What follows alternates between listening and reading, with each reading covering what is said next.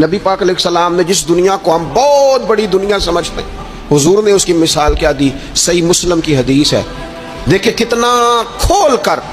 اور کتنا آسان کر کے رسول پاک ہمیں بات سمجھاتے ہیں۔ دنیا کیا ہے، آخرت کیا ہے،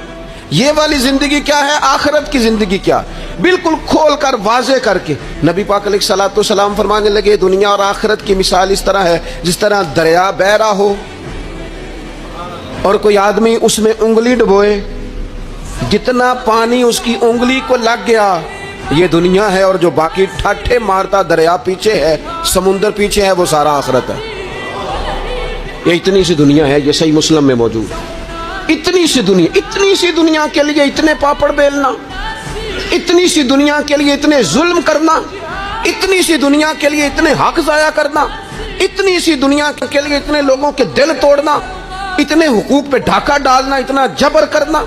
لوگوں کا مال کھانا، لوگوں کو تکلیف دینا، عزتیں اچھالنا، اتنی سی دنیا کے لیے حضور فرمانے لگے اتنی سی ہے یہ دنیا، جتنا انگلی کو پانی لگ گیا ہے وہ جنت، جو نری جنت نہیں، خدا کا فضل ہے،